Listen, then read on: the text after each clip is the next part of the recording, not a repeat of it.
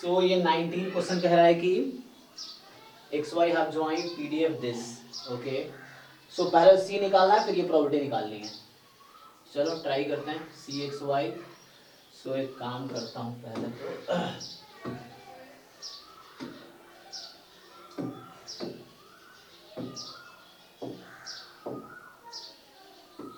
तो मुझे इसी की जरूरत है ना मेनली। तो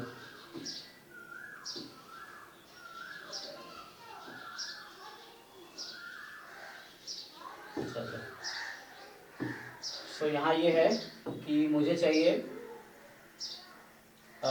C। तो मुझे पता है कि पहली क्वांटिटी है कि ये जो CXY है e की power minus x square plus 2y², this should be more than equal to 0। तो इससे ये क्लियर हुआ कि C more than equal to 0 होना चाहिए। ओके, तो C तो पहला। दूसरी कंडीशन होती है कि इसका डबल इंटीग्रेशन करो, CXY e की power minus x square plus 2y² dx dy, है ना। सो ये 1 होना चाहिए बाय डेफिनेशन, तो ये 1 होनी चाहिए। तो सॉल्व कर लो। तो देखो यहाँ पे क्या लिमिट क्या है, 0 से इन्फिनिटी, 0 से इन्फिनिटी। जरा ध्यान से देखो, 0 से इन्फिनिटी, C को तो बाहर कर लो, ये कांस्टेंट बाहर कर लिया C मैंने। अब x e की पावर माइनस एक्स स्क्वायर अलग कर सकता हूँ, y e की पावर माइनस 2y² अलग कर सकता हूँ, dx dy इज 1। देखो x वाले टर्म अलग हो गए, y वाले टर्म अलग हो गए, मतलब यहाँ पे।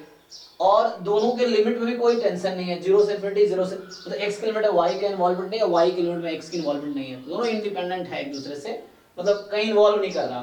तो सिंपल हम इसको ऐसे भी कर सकते हैं, अलग अलग तुम इंटीग्रेट कर लो। c बाहर है, 0 से इन्फिनिटी x e की power minus x square dx, एक ये क्वेश्चन हो गया। और इनटू में तुम अलग कर लो, 0 से इन्फिनिटी y e की power minus 2y² dy equal to 1 आना चाहिए। सो ये इक्वल टू 1 आना चाहिए। तो इसका इंटीग्रेट करना आसान है, एक्स स्क्वायर को अगर मैं t मान लूं तो क्या हो जाएगा, ये 2x dx dt बन जाता है। तो ये कुछ ऐसा आ जाएगा c/2, ये हो जाएगा e की power minus t dt। Check करो सही किया मैंने क्या किया, एक्स स्क्वायर को t रख दिया, तो एक्स स्क्वायर को t रख दिया तो 2x dx dt बन जाएगा। तो 2 नहीं था, 2 से डिवाइड कर दिया, 2x dx dt बन गया। अब लिमिट एक्स स्क्वायर का तो 0 से इन्फिनिटी ही रहेगी ये भी। अब यहाँ फिर से वैसे ही करो, सो 2y² को t मान लो, तो 2y² को t रखोगे तो 4y dy, तो t तो यहाँ रख चुके हैं, तो कुछ नया वेरिएबल ले लो, u ले लो मान लो, तो या कुछ भी जो मर्जी तुम्हारी, u ले लो। सो 2y² को u मान लेते हैं, u, हाँ u ले लो।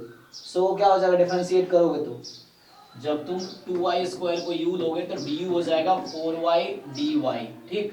तो यहाँ सिर्फ 4 है तो कोई बात नहीं, 4 से मल्टीप्लाई डिवाइड कर देंगे, 4 से मल्टीप्लाई डिवाइड कर देंगे, ठीक।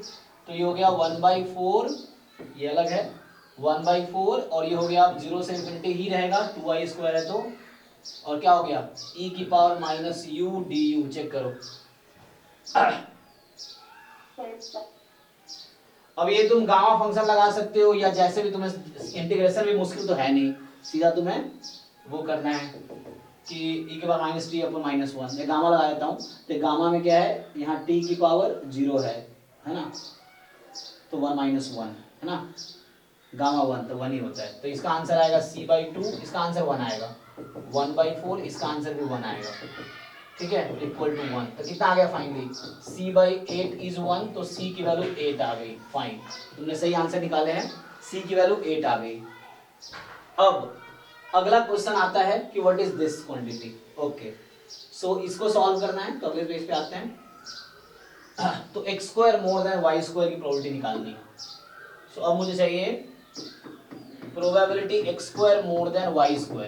अब तुम सपोर्ट देखो पीडीएफ का, सपोर्ट क्या है, x पॉजिटिव y पॉजिटिव, तो कोई फर्क नहीं पड़ेगा, x² मोर देन y² है, तुम स्क्वायर स्क्वायर काट दो, this is same as x more than y, क्योंकि दोनों पॉजिटिव है तो स्क्वायर स्क्वायर कैंसिल कर सकते, कोई टेंशन नहीं है। जब पॉजिटिव है तभी कर सकते हो, वैसे हमेशा नहीं कर सकते, अगर नेगेटिव होता तो कुछ और होता।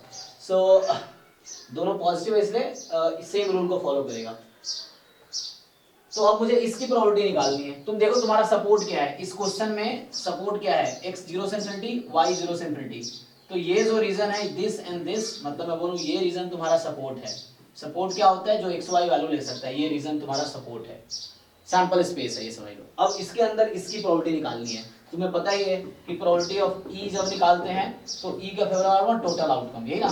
तो यहाँ पे क्या करना है, जस्ट तुम्हें, या अगर हालांकि तुमने देखा होगा जब से कहीं होता है x बिलोंग्स टू a, तो इसका आंसर जो होता है इंटीग्रेशन, अगर सिर्फ x है तो ये होता है। अगर कहीं ऐसा है मान लो xy बिलोंग्स टू b, अब इसको इंटीग्रेट करना तो double integration fxy xy dx dy, ये फॉर्मूला लिखा रहा हूं मैं, ठीक है, this is just remark.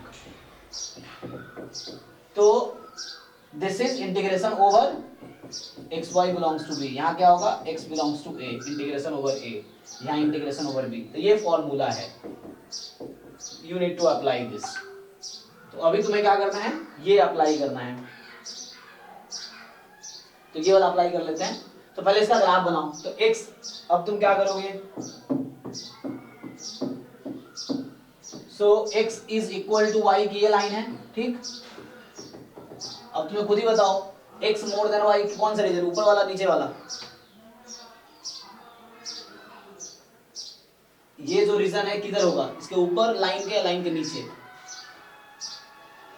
Line के ऊपर। कैसे डिसाइड करोगे,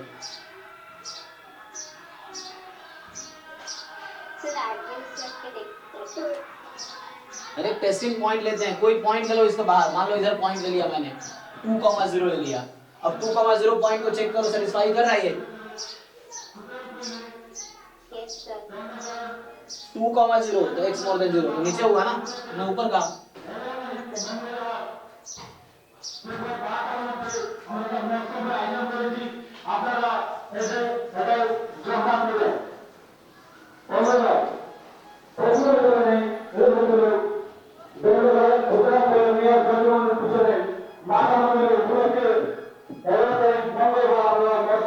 So, इस रीजन में तुम्हें इंटीग्रेट करना है। ज्वाइंट क्या था तुम्हारा, सी एक्स वाई ई की पावर माइनस एक्स स्क्वायर ई की पावर माइनस 2y स्क्वायर,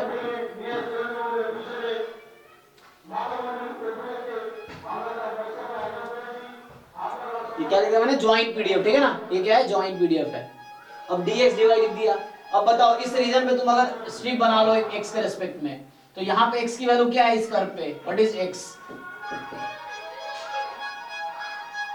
इस कर्व पे x इक्वल टू क्या है y, और ये कहां तक जाएगा, आगे कहां तक जाएगा, ये कोई लिमिट है इसकी, हाँ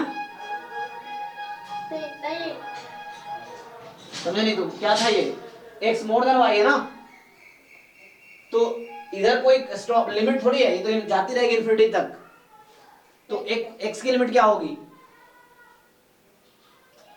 हाँ देखो ये स्ट्रिप बनाया मैंने, अब ये स्ट्रिप, ये लोअर एंड क्या है, इसका लेफ्ट एंड क्या है, और इसका राइट एंड क्या है तुम्हें बताना है।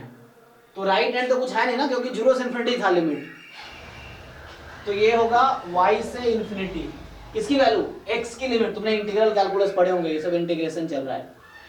तो जब उस रीजन में मुझे इंटीग्रेट करना है तो x की वैल्यू y से स्टार्ट होगी, x इक्वल टू y का कर्व है इसीलिए, और इन्फिनिटी तक जाएगी।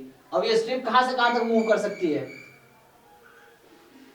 बॉटम पे क्या है, अब मैं y की लिमिट ले रहा हूं, तो y कहां से कहां तक हो सकता है,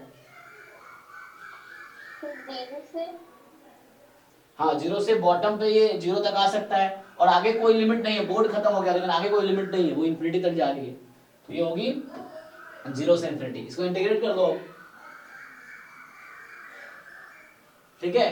तो अब तुम यहाँ पे अलग अलग नहीं, जैसे मैं पहले क्या कर दिया था, देखो पहले सेपरेट कर दिया था, इसको अलग कर दिया था, इसको अलग कर दिया था, अब तुम नहीं कर सकते ऐसा, वैसा इसलिए किया था, लिमिट में यहाँ 0 से इन्फिनिटी था, तो x वाले में y का कोई इन्वॉल्वमेंट नहीं था, y में x का कोई इन्वॉल्वमेंट नहीं था, यहाँ क्या है, यहाँ देखो x के लिमिट में y से इन्फिनिटी है, तुम अलग नहीं कर सकते, तो पहले तुम्हें x के रिस्पेक्ट में इंटीग्रेट करना होगा, इसको और इसको इंटीग्रेट करो पहले x के रिस्पेक्ट में, लिमिट है y से इन्फिनिटी, अब जो आएगा फिर जो बचा उसको इंटीग्रेट करो y के रिस्पेक्ट में, इंटीग्रेशन तो आता ही होगा ना, करके देखो,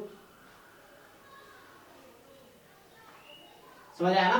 तो अभी फिर से तुम चाहो तो t ले लो, चाहो जैसे भी करो, यू जस्ट इंटीग्रेट इट, इसको इंटीग्रेट कर लो, जो भी आंसर आया दैट इज द आंसर, करके देखो, नहीं हो रहा फिर मैं करके दिखाता हूँ, यू जस्ट इंटीग्रेट इट।